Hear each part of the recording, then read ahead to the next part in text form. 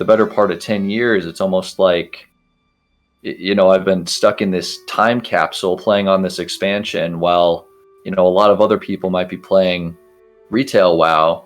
Hey, just a quick note, I'm not at home, so this is not my normal mic setup, but it is what it is, and we're just doing our best. So we weren't able to record with Jedi Warlock, so this video is going to be comprised of different clips from his YouTube channel.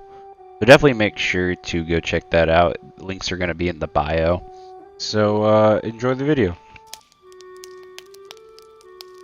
Hello, my friend. Stay a while and listen.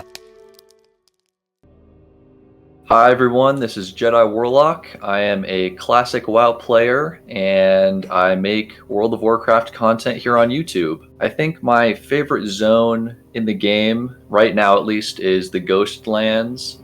I went and made a video about it on my channel a while back, and I really just liked going through and kind of analyzing the story, the environment, and I really just enjoyed both of those aspects. I think the zone is a perfect way, continuing on from the Eversong Woods, to introduce the Blood Elves into the Horde. I know a lot of people, or at least some people, are kind of against the idea of the Blood Elves being in the Horde, but for me personally, I really liked the story and how it kind of emphasized that, they felt abandoned by the Alliance after the first war with the Lich King, and they're just kind of finding their new place in the world. And when you're just starting out a Blood Elf character, I think it really does a good job of introducing you to that concept and eventually letting you join the Horde at the end of that, the main zone quest line. So I started playing WoW a little over 10 years ago now, so it's been quite a while. My dad was actually the first one who introduced me to the game. He would play on his account, and sometimes I'd get to take over the controls if, he was on a flight path or he needed me to run back to a quest hub or something for him. The day I started playing WoW was probably one of my most vivid experiences in the game. It was Christmas morning, again, probably about 10 years ago, and believe it or not, I actually had the flu. So there I was, having a real rough time, and on that Christmas, my dad decided that I would actually be allowed to have my own account and start playing WoW, and so that made me real happy, even though I wasn't feeling too well. I ended up playing pretty much all of that day, and for the rest of Christmas break, I just immediately fell in love with the game. To this day, it's probably my favorite game ever, and that's kind of how I got started. For me, I think the main things I like to focus on when I'm playing are the questing, the general world exploration, and just keeping track of the lore and learning more about kind of the story that you're a part of as a player. I know in modern WoW, a lot of people are caring about, rating, min-maxing, getting the best stats possible. That really has never been a main priority when I'm playing the game. I mean, even from day one, starting in Elwyn Forest, just the kind of simple story-driven part of the game is really what resonates with me. I'm a fan of, Lord of the Rings and a lot of other fantasy type of series and franchises, and so I think that part of the game is really what resonates with me the most. I have tried a little bit of the other stuff, group content, a little bit of PvP, but really the story part of the game is really what keeps me interested and keeps me going back even, 10 years later to discover new stuff, discover new places in the world, and really just immerse myself in Blizzard's world. So going off of that, when I've been playing WoW, the majority of what I've been playing is classic WoW. I've actually had the chance to play on some private servers as well. And really the environment on those servers, especially with the limited player populations, is a really single player experience, which I think ties back to me, enjoying more of the questing, the lore, the world, those things. It's really been interesting to see YouTube videos and gaming articles and such of, the new expansion, new details, new patches, And, for the most part, I've just kind of been stuck on Wrath of the Lich King, which has been a really interesting experience because for the better part of 10 years, it's almost like, I've been stuck in this time capsule playing on this expansion while, a lot of other people might be playing retail WoW. And it's been kind of cool in recent years to hear about people going back with the release of Classic and experience the old world for the first time in more than a decade. And so it's just been kind of cool to see other people rediscovering the world, or maybe discovering it for the first time if they started after Cataclysm. And it's just been kind of cool to see other people relating to more of that old school experience that I'm really familiar with, since that's the the world I've grown up with and the one that I still play on today. I think what's kept me going in playing World of Warcraft for more than 10 years is really back to the world and just the environment that Blizzard created all those years ago now. I think that one of the things I tell people a lot, or I comment, or I reply to their comments on my videos, is that, even after 10 years, I'm literally still discovering new things about the world, which is just very interesting to me. I think that, a lot of games are very cut and dry. Everything's known about them, and there's not a lot of mystery. But I think that WoW is one of those games where even in the classic era or the modern era, so many things are kind of itemized and made easy for players to find and solve. But some of those things are a lot harder, especially in the classic environment. You have secret NPCs more often. You have all these sorts of hidden details that partially I'm trying to capture in my own content creation journey, but I also like discovering them on my own, right? Just happening across something in the world, or learning about a quest that in 10 years of playing I've never even encountered. I think those little hidden details, and there's quite a spectrum of how secret they are versus maybe it's just something that I personally haven't found. But no matter what thing it is, I've really enjoyed, even a decade of playing later, still discovering new things, still checking them out, and more recently being able to kind of document my findings and share that with my viewers, which has been pretty rewarding. I definitely think adding transmog would add maybe another dimension to classic WoW. I know a lot of people in retail WoW are interested in collecting the different items and making cool outfits and such. I'm a big fan of Asmongold's videos, and so I know transmog competitions are kind of a big part of retail WoW, and I think bringing that part of the game to classic WoW would be beneficial. I think the game would see some growth because of that. In terms of retail WoW, I know this is a bit of a wish, but I would remove the token from the game, the cash shop, all of that other kind of ancillary stuff that's, in my opinion, as something of an outside observer, I really don't think has been a positive effect on the game. I mean, you look at classic WoW even, which I don't believe has tokens at the moment, farming gold, getting rare items, getting rare mounts. I think that used to mean something a lot more than what it does now. Not only because of the high numbers of cool mounts and kind of the saturation of the cool item realm, but I think also that, the ability to pay real money to get the gold that you can then spend on those rare items, it really makes them less rare and less valuable. And I think Blizzard is kind of undermining a key part of the game when they continue to do that sort of stuff. I mean, you see the announcements for new store mounts and new different perks you can buy in the shop, and it's like, man, well, for me personally, I think it would have been a lot more fun if, they added that as a secret mount similar to the Lucid Nightmare, right? That was a rewarding progression of content that gave you something cool and unique at the end.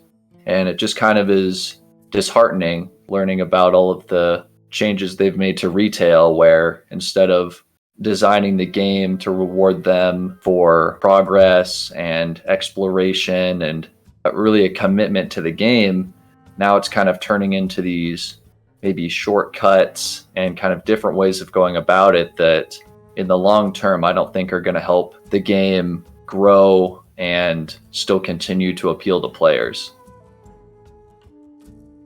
So with regard to the lore, there's not any specific quest or character that really stands out to me. I have a lot of favorites, and I like different things or different characters for different aspects, right? Different parts of them.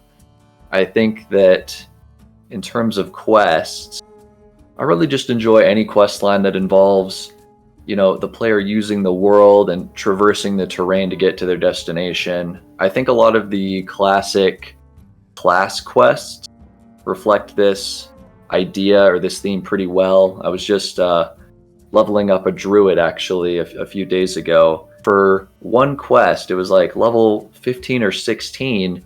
You not only have to go to Moonglade, right, which is already kind of a special druid area, but you also have to go back to Darkshore and swim really far out onto the coast. And on top of that, you have to go all the way out to Westfall, which is on the other continent, right? And you have to go there to get the other part of the quest item. And I was sitting there thinking about, I know it's, a long journey, and I know that maybe not a lot of players will appreciate that or enjoy it, but man, those quests sure do, convey to the player the size of the world, which I think is a really important part of the game. In terms of characters specifically, I'm a big fan of, obviously, the Lich King being a Wrath player.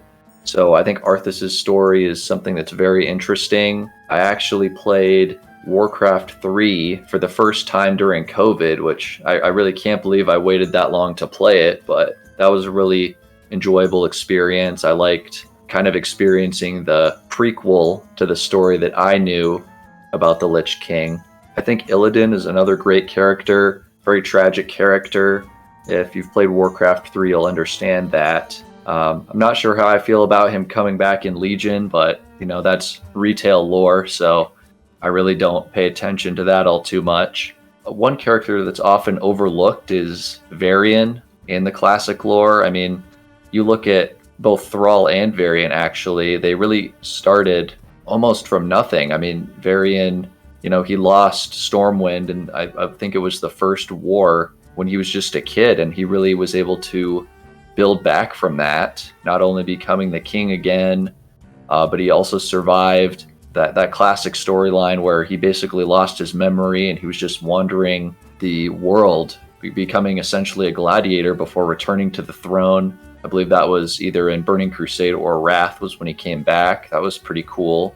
I think that Thrall as well, very deep character. You have, again, him basically rising from nothing, escaping the enslavement camps of the humans, rallying the orcs to his cause. I mean, these are all really good stories that I think have a lot of both kind of the classic fairy tale elements, but they also have, things that might relate to you or me, different parts of the storyline that don't necessarily have to take place in a fantasy storyline because they're relatable characters, and that's what makes them stand out to us.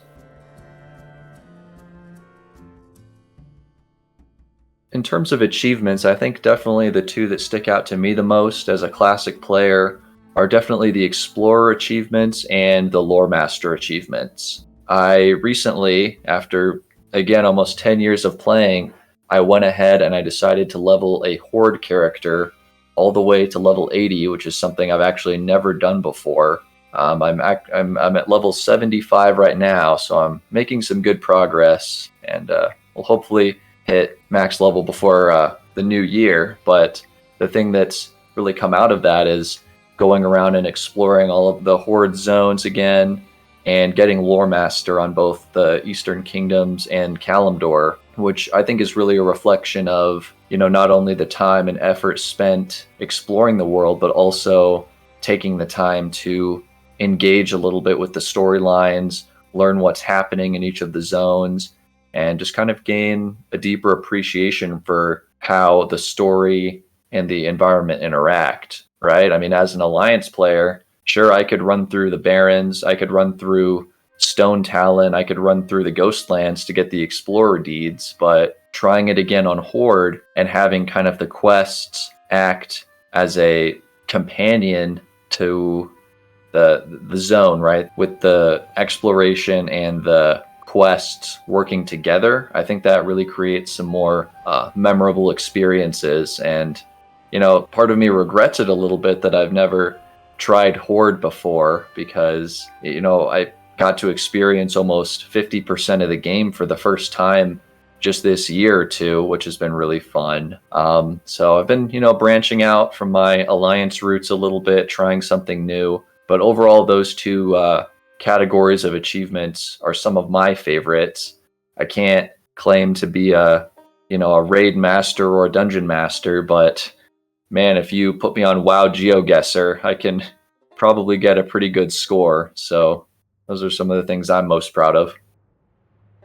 Over the years, I think that, as retail WoWs continued and more expansions are added, I think that one thing that really stands out to me is the saturation or maybe overprevalence of systems within the game, right?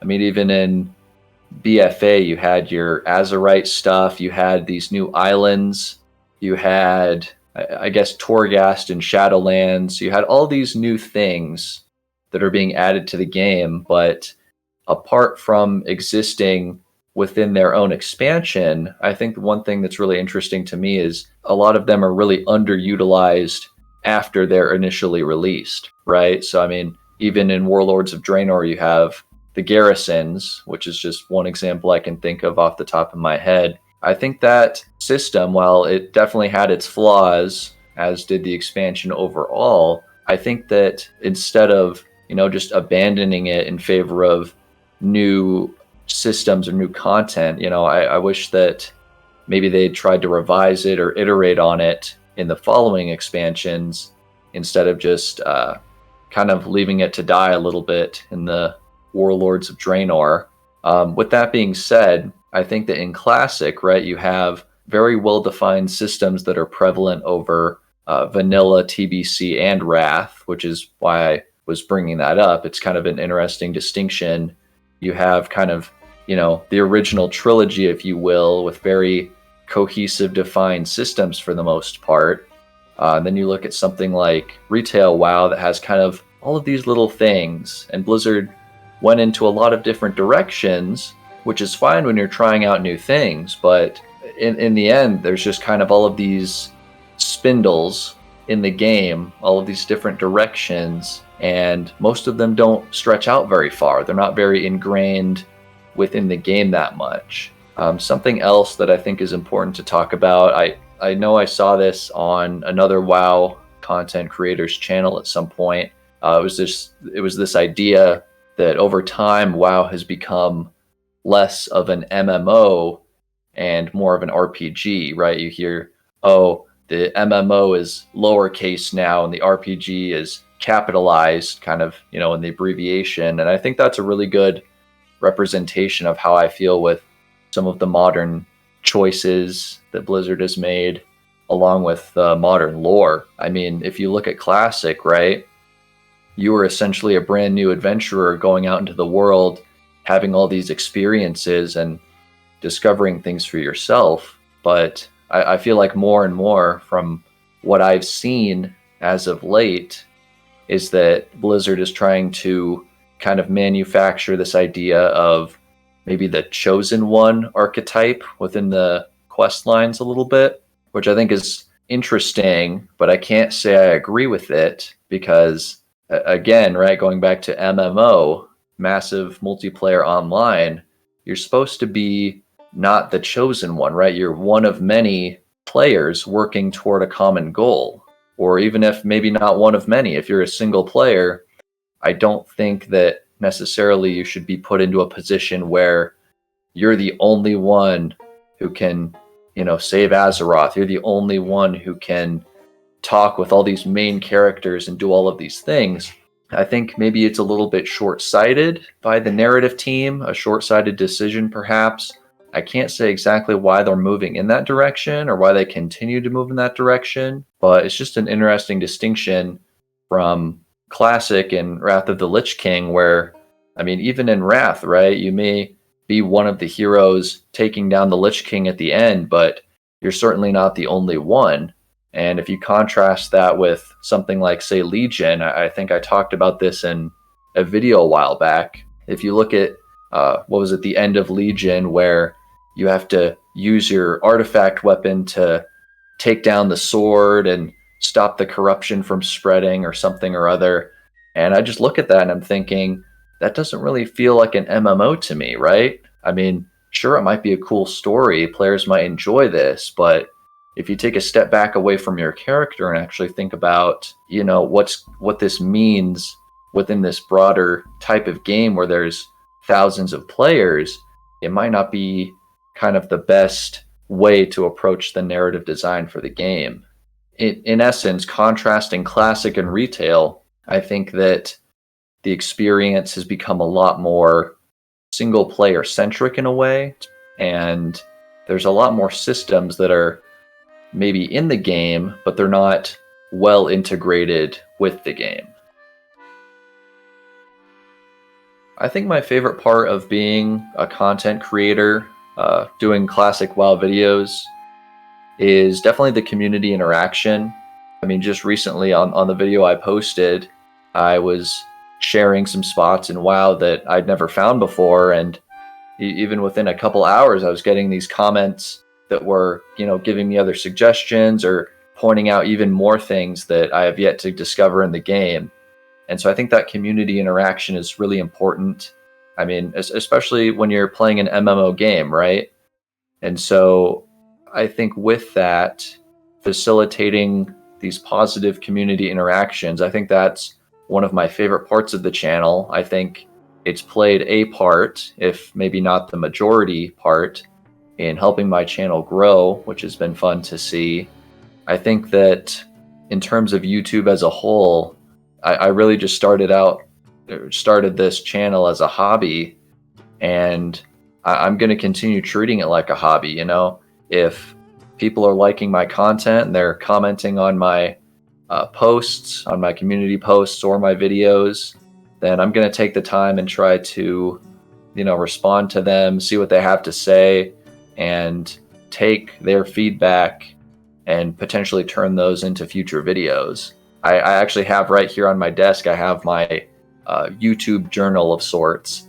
And whenever I get a comment or whenever I'm reading and approving or responding rather to comments, I always remember to jot down anything special or any suggestions that the viewers have, because I mean, really at the end of the day, YouTube isn't just YouTube, right? It's a social media, it's a video sharing platform. And I think one thing that some YouTubers make the mistake of is just going into it wanting to produce and get the results. But I think also the community interaction is very important. And sometimes, who knows, maybe your best videos could come from a viewer or multiple viewers giving you a suggestion.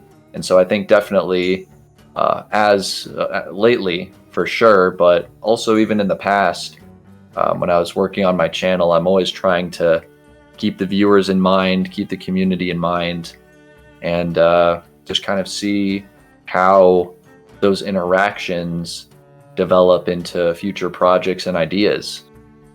Being a classic WoW content creator, I think for me, it's really all about, again, exploring the world, finding cool things, and sharing it with my viewers. My most recent series on my channel, as of this recording, is actually swimming around the different continents in WoW, recording my findings, and really just having a good time finding some things that I've never found before. This has led to quite a bit of an increase in my subscribers, which has been super fun. But in essence, no matter how big my channel may end up getting in the future, I just kind of want to stay grounded in the classic world that, was a really big reason as to why I wanted to start my channel in the first place. I think that a lot of people, especially in retail WoW, modern day WoW, they're really looking to turn away from that kind of more hardcore min-maxing environment and just kind of stop and, I think one comment said, stop and smell the roses a little bit with the game. And that's something that I agree with. I think that players are focusing a little bit more on, I guess, the what and how much of the game versus the why of the game, right? The story that you're completing, the enemies you're facing, the storylines you're going through. Why are you doing what you're doing in the game, right? What are all these cool things that you're finding, and how do they sometimes fit into the broader strokes of the lore? And so that's really what my channel is all about. I would say my channel fits the old school vibe of WoW exploration and content. That's something that I'm definitely trying to go for, playing on classic era servers. I don't really have any intention to play retail, so if you're more of a fan of retail, maybe my channel isn't as relevant to you. But if you're looking for maybe a change of pace from what the modern WoW environment is, then I'd suggest you come check my channel out. I have tons of ideas for future videos, and I'm excited to see what comes next.